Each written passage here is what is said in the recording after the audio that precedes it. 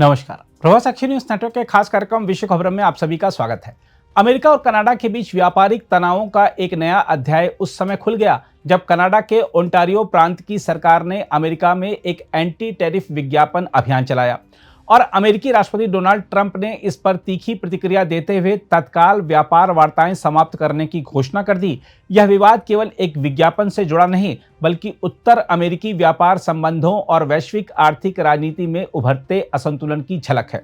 हम आपको बता दें कि कनाडा द्वारा चलाए गए इस 60 सेकंड के विज्ञापन में 1987 में अमेरिकी राष्ट्रपति रोनाल्ड रीगन के एक रेडियो संबोधन के अंशों का प्रयोग किया गया था। रीगन ने उस भाषण में मुक्त और निष्पक्ष व्यापार की वकालत करते हुए चेताया था कि टैरिफ से श्रमिकों और व्यवसायों को नुकसान होता है और यह व्यापार युद्धों को जन्म देते हैं।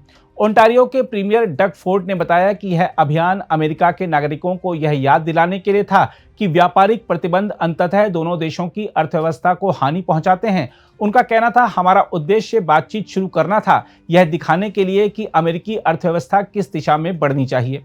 लेकिन यह संदेश ट्रंप प्रशासन को नागवार गुजरा। ट्रंप ने इसे भ्रामक और फर्जी बताया और कहा कि कनाडा ने रीगन के शब्दों का दुरुपयोग किया है। इसके तुरंत बाद उन्होंने एक सोशल मीडिया पोस्ट में घोषणा की, कनाडा के इस गंभीर व्यवहार के बाद सभी व्यापार वार्ताएं समाप्त की जाती हैं। ट्रंप ने न केवल विज्ञापन को डर्टी प्ले कहा बल्कि सार्वजनिक रूप से चेतावनी दी कि वह और भी सख्ती से खेल सकते हैं। व्हाइट हाउस के प्रवक्ता कुश देसाई ने इसे करदाताओं के पैसे से चलाया गया राजनीतिक प्रोपेगेंडा बताते हुए कहा कि कनाडाई अधिकारी सार्थक वार्ताओं की जगह खेल खेल रहे हैं। रीगन फाउंडेशन ने भी इस विज्ञापन की निंदा की और कहा कि ओंटारियो सरकार ने ना तो अनुमति ली और ना ही यह सुनिश्चित किया कि रीगन के विचारों का सही प्रतिनिधित्व हो। संस्था ने कानूनी कार्रवाई पर विचार करने की बात भी कही है। हालांकि ओंटारियो के प्रीमियर डग फोर्ड ने अपने रुख पर कायम रहते हुए कहा कि हमने अमेरिकी जनता तक अपनी बात पहुंचाने का लक्ष्य हासिल कर लिया है और अब वार्ता को पुनः शुरू करने के लिए अभियान को अस्थायी रूप से रोक रहे हैं। उन्होंने यह भी पुष्टि की कि विज्ञापन वर्ल्ड सीरीज के पहले 2 मैचों के दौरान प्रसारित होते रहेंगे, जो दर्शाता है कि कनाडा अपने संदेश को अमेरिकी जनमानस तक पहुंचाने के लिए कितनी गंभीरता से प्रयासरत है। उधर कनाडा के प्रधानमंत्री मार्क कार्नी ने कहा कि उनका देश अब अमेरिकी बाजार पर अपनी निर्भरता कम करने के लिए तैयार है और गैर अमेरिकी देशों को निर्यात दोगुना करने का लक्ष्य रखता है।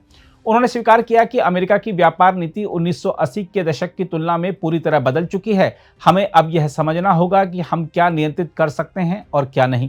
कार्नी के बयान का अर्थ स्पष्ट है कि कनाडा अब ट्रंप के अमेरिका फर्स्ट युग में अपने लिए वैकल्पिक आर्थिक रास्ते तलाशना चाहता है। एल्यूमिनियम, स्टील, ऑटोमोबाइल और लकड़ी जैसे क्षेत्रों में अमेरिकी टैरिफ के असर से कनाडाई उद्योग पहले से ही दबाव में है। इस पूरे विवाद की दिलचस्प बात यह है कि इसमें 2 अमेरिकी राष्ट्रपति रीगन और ट्रंप की आर्थिक सोच का प्रतीकात्मक टकराव भी दिखता है। रीगन फ्री ट्रेड और ग्लोबल ओपन मार्केट्स के पक्षधर थे। उन्होंने 1980 के दशक में जापान के खिलाफ भी टैरिफ लगाने से परहेज किया था। दूसरी ओर ट्रंप का आर्थिक राष्ट्रवाद संरक्षणवाद पर आधारित है, यानी आयात पर ऊंचे शुल्क लगाकर घरेलू उद्योगों की रक्षा करना। डग फोर्ड का यह कहना कि रीगन रिपब्लिकन को मागा ग्रुप से जीतना चाहिए, वास्तव में अमेरिकी रिपब्लिकन पार्टी के भीतर चल रहे वैचारिक विभाजन की ओर संकेत है। यह बहस अब केवल अमेरिका के नहीं बल्कि पूरे पश्चिमी विश्व की आर्थिक दिशा को प्रभावित कर रही है। भारत के संदर्भ में संकेत देखें तो इस घटना से कई सबक मिलते हैं। पहला यह बताता है कि ट्रंप का संरक्षणवादी रुख किसी एक देश तक सीमित नहीं है। वह हर साझेदार से टैरिफ संतुलन की मांग करते हैं, जैसा कि भारत के साथ भी उन्होंने किया था। दूसरा, यह विवाद यह भी दिखाता है कि व्यापार नीति अब महज आर्थिक मुद्दा नहीं बल्कि राजनीतिक संदेश का माध्यम बन चुकी है। कनाडा ने विज्ञापन के जरिए अमेरिकी जनमत को प्रभावित करने की कोशिश की और ट्रंप ने इसे राष्ट्रवादी आघात के रूप में लिया। आने वाले वर्षों में वैश्विक राजनीति में इस तरह के संचार आधारित आर्थिक संघर्ष आम हो सकते हैं। तीसरा, भारत को यह समझना होगा कि जब अमेरिका अपने सबसे करीबी सहयोगियों जैसे कनाडा पर भी टैरिफ लगाता है तो वह किसी भी राष्ट्र के साथ अपने आर्थिक हितों पर समझौता करने को तैयार नहीं है।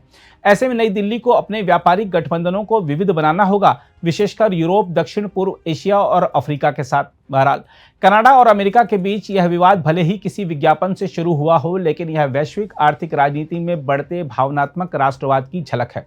अब व्यापारिक समझौतों का निर्धारण केवल संख्याओं से नहीं बल्कि राजनीतिक भावनाओं और जनमत से होगा। ट्रंप का यह कहना कि मैं उनसे ज्यादा गंदा खेल खेल सकता हूं बताता है कि आने वाले महीनों में उत्तर अमेरिकी व्यापार वार्ताएं और भी कठिन होंगी।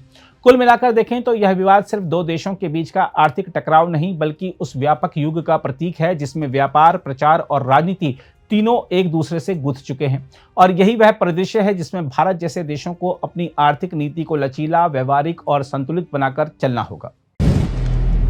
अगर आप भी लेना चाहते हैं देश दुनिया की तमाम जानकारी तो आज ही सब्सक्राइब करें हमारे चैनल को।